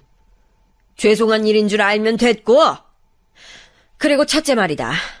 제사만 충실하게 잘 챙겼어도 교통사고 나서 다리를 그렇게 다치는 일도 없었을 게야. 삿된 마음을 먹고 제사를 빠졌으니 조상들이 노하지 않고 배겨. 그러니 아픈 다리로라도 제사에 참여해야 맞지. 그게 속죄하는 길이고 그게 우리 집안에 들어온 여자로서 마땅히 할 일이야. 아니, 이건 또 무슨 이야기인가 싶었어요. 형님께서 교통사고를 당하셨던 일을 시어머니께서는 제사와 결부시켜서 생각하고 계셨습니다. 남편에게 따로 물어보고 알아낸 것을 종합해보자면 이랬어요. 형님께서는 시집 오신 직후에는 제사에 열심히 참석을 하셨지만 점차 염증을 느끼셨던 모양이에요. 바로 저처럼 말이죠. 그러다가 제사가 있었던 어느 토요일에 아무 말도 없이 그냥 참석을 안 하시고 친구분들과 형님은 놀러 가셨대요. 아주버님은 홀로 제사에 참석하셨고요. 그런데 하필 그때 형님이 교통사고를 당하셨던 것입니다. 이 일로 시어머니를 비롯한 시댁 어른들은 조상의 심기를 거스르면 그렇게 화를 당하는 거라면서 열화와 같이 주장하셨대요. 그 후로 형님께서는 정말 아무 말씀도 안 하신 상태로 제사에 참석하시면서 조용히 역할을 다하게 되신 거였죠. 그런 숨겨진 이야기를 듣고 나니까 저는 놀랍고 신기한 마음 따윈 들지 않았고 되려 시댁에게 진절머리가 났어요. 제사에 미쳐있는 집안인 것도 알겠고 남녀가 유별하다는 것을 몸소 시범 보이는 집안인 것도 알겠는데 미신을 신봉하면서 사람 하나 바보 만들고 매도하려고 하는 꼴은 차마 받아들일 수가 없었습니다. 솔직히 말해서 결혼 전에 그렸던 풍경하고는 너무 다르다고, 앞으로도 이런 상황들을 보고 듣고 겪어가면서 이겨낼 자신이 없다고 저는 남편에게 진지한 제 속마음을 털어놨어요. 남편은 저에게 늘 좋은 사람이었지만 시댁 식구들에게도 늘 좋은 가족이었습니다. 어떻게 보자면 이도저도 아니었네요. 제가 시댁의 모든 것에 순응하면서 희생만 하면 모두가 화목해진다는 걸 저도 모르진 않았어요. 다만 심정이 너무 복잡해서 그러기 싫었을 뿐이었죠. 진지하게 저는 이혼을 머릿속에 떠올리기까지 했었습니다. 그런데 이게 웬 하늘의 농간인가요? 어쩐지 감정이 오락가락하고 몸의 컨디션이 일정치 않다고 했더니만 제가 임신 상태였더군요. 워낙 생리가 불규칙했던 저였기에 몰랐어요. 팔다리는 워낙 말랐지만 뱃살만 많은 체형이라서 배가 나왔는지 어쨌는지도 몰랐고요. 제가 하도 짜증을 내고 거기에다가 음식까지 가려먹기 시작하자 남편이 혹시 임신한 건 아니냐면서 검사를 권해봤거든요. 저는 그럴 가능성이 무척 낮다고 생각하며 검사를 했는데 정말로 임신이었습니다. 병원에서는 저한테 14주라고 했어요. 제가 너무 깜짝 놀라서 14주가 되도록 임신한 줄 몰랐던 사람이 저 말고도 있냐면서 오죽하면 병원에다가 그런 걸 물어봤었네요. 그런데 임신한 지 20주가 되도록 몰랐던 환자들도 있다는 얘기를 듣고서는 괜히 위안을 받았었네요. 임신했는데 제사에 빠지면 뱃속 아기한테 안 좋은 일 생길지도 모른다고. 우리 집안 사람들은 충분히 그럴 수 있어. 오빠 말에 나 지금 너무 화가 나는데 가장 화가 나는 게 뭔지 알아? 나도 그 생각이 든다는 거야. 혹시라도 내 뱃속의 태아한테 무슨 일이 생겼는데 만일 내가 제사에 빠졌었다. 그러면 이제 제사를 빠져서 그렇게 된 거라고 날 몰아가겠지? 난 결혼 전에는 우리 집안이 이렇게 제사에 몰두하는 집인지 몰랐어. 난 별 생각 없이 그냥 때 되면 제사에 참석했었으니까 그게 다였거든. 그런데 결혼하고 나니까 그 이전에는 몰랐던 것들을 알게 되고 안 보였던 것들이 다 보이네. 내가 식구들한테 말 잘해볼게. 네가 임신하고 몸이 너무 안 좋아서 절대 제사 음식 만드는 건 못한다고. 솔직히 말해서 남편의 말에 마음이 동했던 게 사실이에요.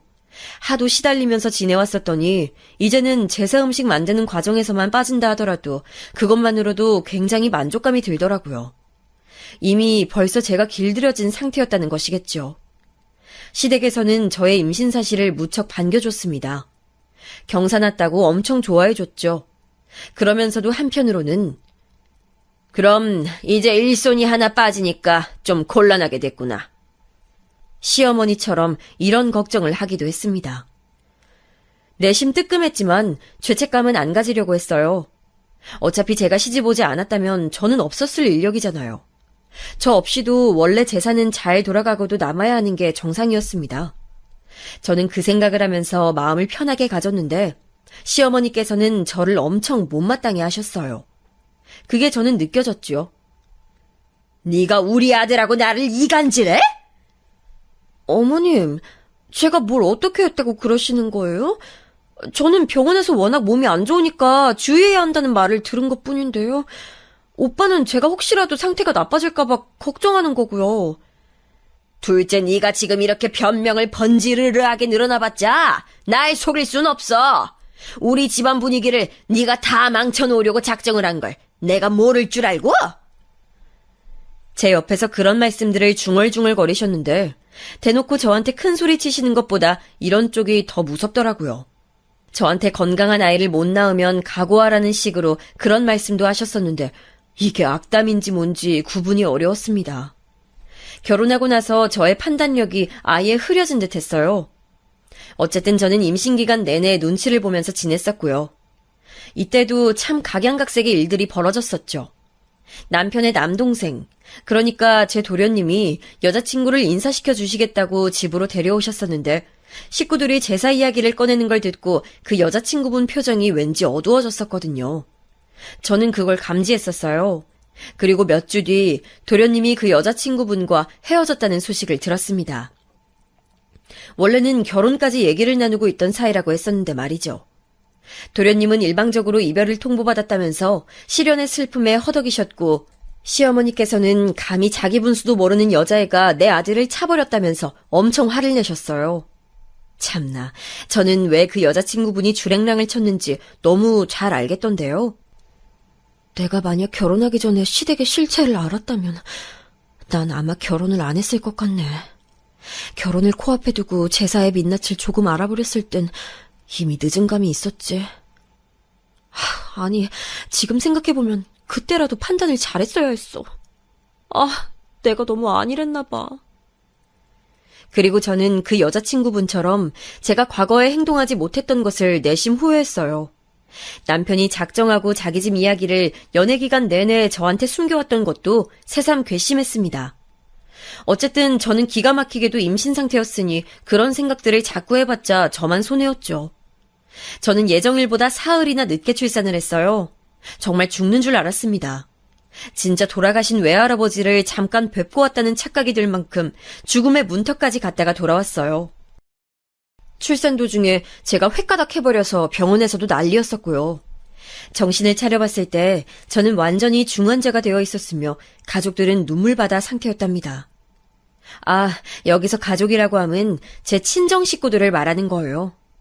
멀리 사는 작은 이모까지 오셔서 저를 그렇게나 걱정해 주셨건만 반면에 시댁 식구들은 반응이 썩 건조했습니다. 이래서 시자가 붙고 안 붙고의 차이가 엄청난가 봐요.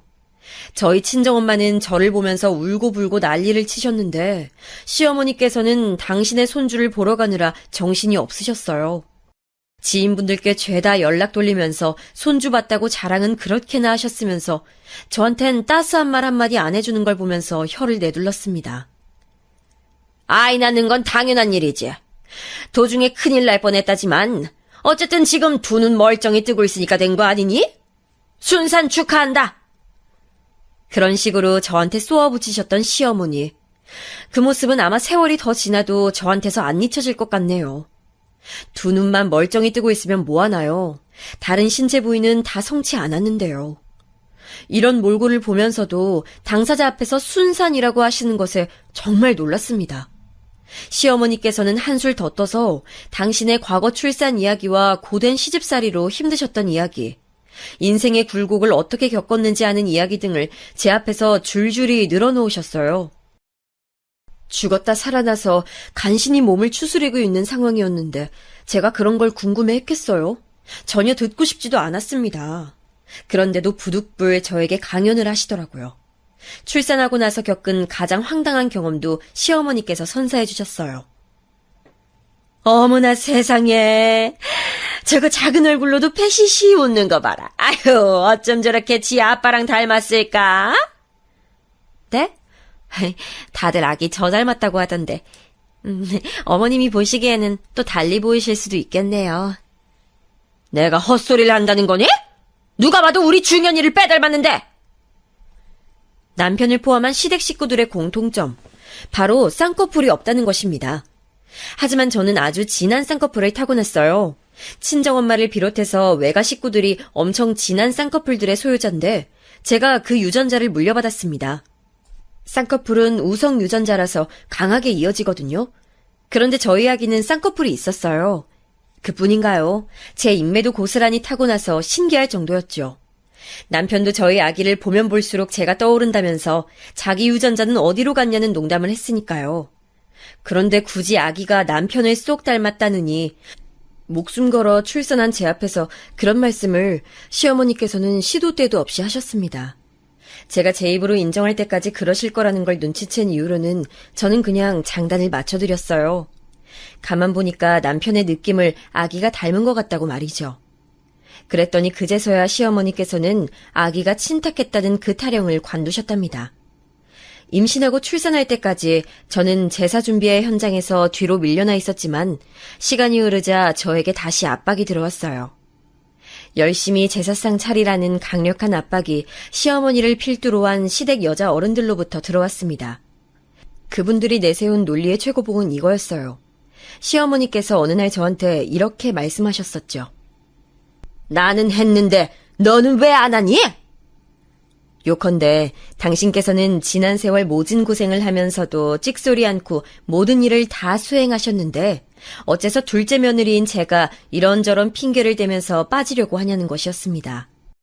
그것에 그치지 않고 시어머니께서는 저를 당신의 뒤를 잇는 시댁의 참된 일꾼으로 키우려고 하셨어요.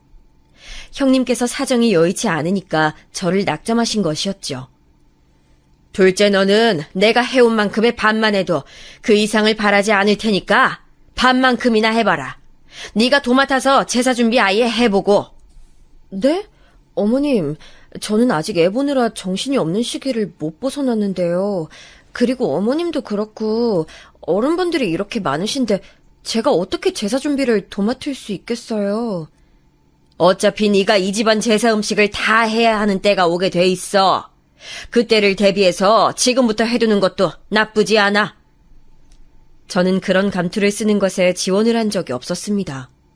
그리고 시어머니께서는 제가 예쁘고 마음에 들어서 당신의 후계자를 삼으려고 하신 의도가 아니라 어떻게든 저를 개고생시켜보려고 하신 뜻인 게 확실했어요. 왜냐하면 시어머니께서는 제가 임신 사실을 알았던 그날부터 제가 당신과 당신의 둘째 아들 사이를 이간질해왔다고 믿고 계셨으니까요. 저를 보실 때마다 눈빛에는 저 얄미운 것이라는 기색이 역력하였습니다. 결혼하고 시간이 꽤 흘렀는데도 익숙해지기는커녕 점점 더 짜증이 나네. 도대체 그깟 제사가 뭐라고 1년에 10번씩 그런 시간 낭비, 체력 낭비, 돈 낭비를 해야 되는 거야. 솔직히 이제는 제사 자체가 이해 안 될 지경이야. 시어머니께서는 저를 못마땅해 하시면서 저를 부려먹으려 하실수록 제 안에는 그런 원초적인 불만이 퍼져나갔어요. 제사 준비하느라 고생하고 치우느라 고생하고 평일이고 주말이고 제사 날짜 잡히면 그때 모이느라 다들 고생하고 음식은 또 매번 왜 그렇게 많이 하는지 완전히 낭비였고 어디 불우이웃 단체에다가 음식을 기부하고 싶은 심정이었어요. 결혼해서 부부가 되어 아이를 낳았지만 저는 여자이고 며느리라는 이유로 제사에 시달린 반면 남편은 우는 아기만 달래줘도 그것으로 멋진 남편, 착한 아들이라고 칭찬을 받았습니다. 위에서 말씀드렸다시피 남편은 괜찮은 사람이에요. 저한테 결혼하고 나서 함부로 군 적 없었고 만취해본 적이나 욕을 입에 담아본 적도 없는 사람입니다. 그런데 자기 집안 사람들 앞에서 고분고분한 사람이라는 게 저로선 문제였죠. 제사 같은 건 집안의 오랜 전통이었으니까 결코 자신이 깰 수 없다고 했고 여자들이 전적으로 참여하는 것도 원래 그래왔으니까 자신이 참견할 수 없는 부분이라고 했어요. 제가 시어머니랑 사이가 별로 부드럽지 않다는 걸 남편은 진작 알고 있었지만 애써 모른 척 해왔지요. 제가 고부관계가 어렵다고 상담을 청해도 남편은 엮이고 싶지 않아 했고요. 제사뿐만 아니라 명절, 생신, 연말 연시, 어버이날, 김장, 정말이지 시댁에 드나들 건수가 넘쳤습니다. 반면에 저희 친정에는 그렇게 자주 안 갔어요. 그게 서운하진 않았습니다. 애초에 시댁처럼 시도 때도 없이 집합해야 하는 쪽이 비정상이라고 생각했으니까요. 모두가 모여야 하는데 저희만 빠지면 그 죄는 제 몫이 됐어요. 최 씨 집안의 사람은 남편이었건만 비난의 화살은 저에게 왔습니다. 그래서 시댁이 어이가 없으면서도 제가 그 불문율이라는 걸 깨는 불청객이 될까봐 어쩔 수 없이 맞춰주면서 계속 살아왔죠. 하지만 사람이 10번 잘해도 한 번을 못하면 그게 더 남는 법이라고 하던가요. 딱 그 표현을 증명하는 사건이 벌어졌습니다. 남편의 일이 좀 안 풀려서 저희 부부가 신경이 좀 곤두서 있던 시기였어요. 아이 문제로 의견이 안 맞아서 이것 때문에 살짝 싸우기도 했었고요. 이런 와중에 마침 시어머니께서 저한테 연락을 하셔서는 시댁 어른 생신 때 어떻게 진행을 하면 좋을지 물어보셨습니다. 저는 그때 또 생각했죠. 그걸 왜 나한테 물어보시나 하고요.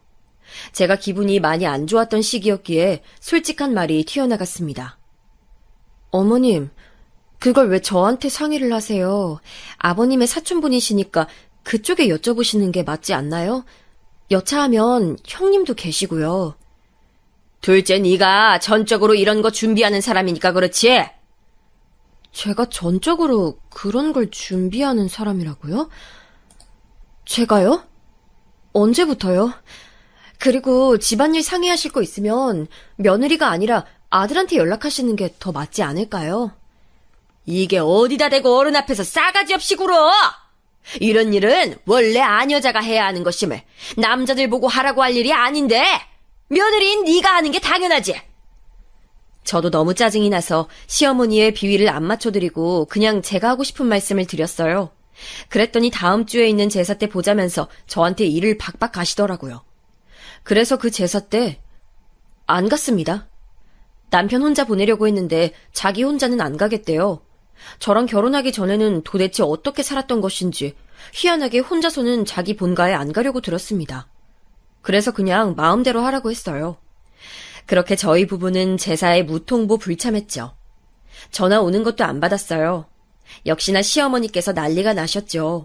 어디 감히 제사의 모습을 안 드러내면서 있을 수 없는 일이라고 목에 핏대 세워가면서 저한테 훈계를 하셨습니다. 저는 그때 너무 아팠다는 핑계를 대면서 간만에 네 어머님으로 대응했어요. 뭐라고 하시든지 말든지 한 귀로 듣고 나머지 귀로 흘렸습니다. 그런데 바로 얼마 뒤에 남편이 사업을 접게 됐어요. 원래도 위태위태했는데 또 일이 하나 터지는 바람에 급하게 정리수순을 밟았습니다. 그리고 이 사실을 알게 되신 시어머니께서 저한테 연락을 하셨고 전화 받자마자 이상한 훈계를 늘어놓으시길래 그냥 끊었어요. 제사에 불참해서 벌을 받았다는 역시나 그런 얘기였죠. 듣고 싶지 않아서 피했더니 시어머니께서 저희 집으로 아예 찾아오셨어요. 저도 이판사판이다 싶어서 시어머니께서 말씀하시는 대로 다 받아쳤고요. 그랬더니 시어머니께서 약이 오르셨는지 금방이라도 저를 치실 기세로 욕을 하셨습니다. 그래, 오냐! 제사에 우리 중현이가 안 온 것도 다 너 때문이었다는 거지? 이 조상신을 노하게 만든 버러지 같은 년이 기어이 우리 중현이 앞길을 막아? 너 때문에 부정 타서 사업까지 망하게 됐잖아! 너 이제 어떡할 거냐? 너 이 사태를 어떻게 책임질 거야? 쓰레기 버리러 나갔었던 남편이 집에 들어오자마자 저에게 고함 치시는 시어머니를 보고 그대로 굳어버렸죠. 시어머니께서는 눈이 완전히 돌아가신 상태였어요. 내내 제가 마음에 안 드셨었는데 그게 터져나오신 것이었겠죠. 너와 같은 걸 지금까지 며느리로 두는 게 아니었는데 네가 우리 집안 제사를 맡았다간 조상신들이 다 노해서 우리 집안 자체가 망해버릴 거야. 너 당장에 꺼져라. 우리 집안 핏줄은 두고 너만 꺼지면 된다. 무슨 말씀이세요? 저보고 이혼이라도 하라는 그런 말씀이신가요? 너는 이혼을 당해봐야 정신 차리고 조금이나마 고분고분해질 년이야. 지금도 봐라. 싹싹 잘못 빌지 않고 내 눈 똑바로 쳐다보는 것부터가 넌 글러먹었어. 이 여자다운 구석이라고는 하나도 없는 너 같은 걸 며느리로 계속 둔다는 건 말이 안 돼. 이 이상으로 우리 집안에 부정 묻히지 말고 좋은 말로 할 때 꺼지거라. 제가 너무 황당해서 헛웃음을 치고 있을 때였습니다. 눈빛이 살벌해진 남편이 저랑 시어머니 쪽으로 다가오더니 이내 제 옆에 섰어요. 그리고는 시어머니를 향해 말했죠. 어머니야말로 꺼지셔야 하는 거 아니에요? 제발 적당히 좀 하세요, 적당히! 어머니 살아오신 걸 생각하면 너무 불쌍하고 안쓰러워서 그간 참아드렸지만 이건 도를 지나쳤습니다. 저 앞으로 제 처자식만 바라보면서 살 거예요. 제 인생에서 어머니 도움이나 관심 따위는 필요 없습니다. 중현아. 아이고, 네가 지금 제정신이 아니구나. 저것한테 홀려도 단단히 홀렸어. 아유, 어쩌다가 내 아들이 이렇게 됐을까? 정말 지긋지긋해 죽겠어요, 어머니. 조상 신덕을 본 사람들은 제사 안 지내요. 때마다 여행 다니고 놀러 다닌다고요. 그런데 없이 살고 못 배운 사람들이 주로 제사의 혈안이 되어서 지키더군요. 예, 바로 우리 집안처럼요. 제사 때문에 들인 시간이랑 돈을 다른 데 썼으면 집안 식구들은 모르긴 몰라도 지금보다 더 잘 살고 있었을걸요? 저는 남편이 그렇게 말을 잘하는 사람인 줄 그때 처음 알았어요. 그런 모습은 결혼 전에도 본 적이 없었습니다. 남편의 일갈에 시어머니께서는 비틀거리시더니 이내 다리에 힘이 풀리셨는지 주저앉으셨어요. 아휴, 내가 어떻게 살아왔는데, 얼마나 힘들게 노력하면서 버텨왔는데, 네가 내 아들이 지금 나를 이렇게 아무것도 아닌 걸로 만들 순 없어. 너는 지금 나를, 네 어미를 부정한 거나 마찬가지야, 이 녀석아. 저는 어머니를 부정하고 싶어 한 적 없습니다. 그런데 어머니가 그냥 스스로 어머니 인생 포기하고 다른 길이 있다는 걸 부정해오면서 살아오신 거겠죠? 남편이 그렇게 말했을 때 저는 너무 놀라서 손으로 입까지 틀어막았습니다. 너무 충격적인 발언이었고 옆에서 듣고 있는 제 심장이 서늘해질 정도였습니다. 시어머니께서는 멍하게 당신의 아들 부부를 올려다보시더니 잠시 후에 천천히 몸을 일으키셨어요. 그리고는 너무 초라한 등을 보이시면서 집을 나서셨죠. 그렇게 시어머니가 작아 보인 적은 그때가 처음이었습니다. 남편하고 깊은 대화를 나누었어요. 결혼 전 이야기부터 시작해서 가장 문제의 근원인 제사라든지 시어머니의 태도라든지 그런 것들을 허심탄회하게 다 얘기해봤습니다. 남편이 드디어 그런 문제들을 외면하지 않고 똑바로 마주보면서 저에게도 자기 생각을 꺼내줬던 거예요. 사업 접게 돼서 자존심도 상하고 남자로서 가장으로서 역할을 못하고 있다는 생각 때문에 죽을 맛이었어. 그런데 지금 이 순간에는 저 자식은 내가 어떻게든 먹여 살려야 한다는 생각밖에 안 들어. 남편이 눈물 고인 눈으로 그렇게 말했을 때 저는 제 안에서 남편을 남몰래 원망하고 있었던 마음들을 떠나보내기로 했어요. 남편은 앞으로 제가 어떤 행동을 취하든 무조건 저를 지지해주겠다고 했습니다. 그것으로 충분했네요. 저는 그 후로 제사에 안 갔습니다. 아주 속 시원하고 홀가분해서 10년 묵은 체증이 확 내려가는 느낌이었어요. 시댁 집안 사람들이 다 난리였지만 남편이 제사에 불참하겠다는 뜻을 굽히지 않았어요. 시어머니로부터는 그런 일이 있고 거의 보름이 흘렀을 때 사과를 받았었습니다. 내가 그때는 말이 너무 심했구나. 둘째야, 내가 미안했다. 우리 다음번 제사 때 사이좋게 준비해보자. 그래서 제가 시어머니께 말씀드렸었죠. 어머님의 생각이 바뀌실 때까지 기다릴게요. 제가 무슨 말씀 드리고 있는지 어머님이라면 파악 마치셨을 거라고 믿어요. 아, 그리고 제가 어머님을 제사 때 뵙는 일은 계속 없을 거예요. 시어머니께서는 속이 타시는 것 같았습니다. 저희 남편이 그날 이후로 시댁의 발길을 딱 끊었으니 그러실 만도 했죠. 슬슬 당신의 어린 손주가 너무 보고 싶어서 미칠 지경이신 것 같기도 했고요. 저한테 장문의 카톡을 보내시면서 절절한 사과를 하시길래 이건 못 이긴 척 답장을 해드렸었네요. 저랑 있었던 일 때문에 시어머니께서 시댁 사람들하고 언쟁을 좀 일으키신 모양이었어요. 자세히는 모르겠는데 어쨌거나 근본적으로 제사 때문에 다들 설왕설래한 듯 싶었습니다. 근데 저희 부부가 제사에서 빠지고 나서 웃긴 일이 벌어졌어요. 뭔지 아세요? 형님께서도 제사 불참 선언을 하셨다는 거예요. 그리고 나서가 압권이었습니다. 시댁 집안에서 슬슬 제사를 축소하자는 얘기가 돌기 시작했어요. 시어머님께서도 시름시름 알아대시느라 체력이 예전만 못하셨거든요. 그러니까 여자들이 빠지면 제사가 안 돌아간다면서 축소하는 쪽으로 얼른 얘기가 나온 겁니다. 기가 막힐 노릇이었죠. 참고로 저희 남편은 지금 새로 시작한 일이 아주 잘 되고 있답니다. 시댁의 제사는 완전히 축소가 되었고요. 시어머니께서는 저한테 자꾸만 내가 왜 그렇게 미련토록 살았는지 이런 카톡을 보내놓으십니다. 저는 그럴 때마다 뭐라고 답장을 드리기가 애매해서 그냥 저희 아이 사진이나 하나씩 보내드리고 있네요.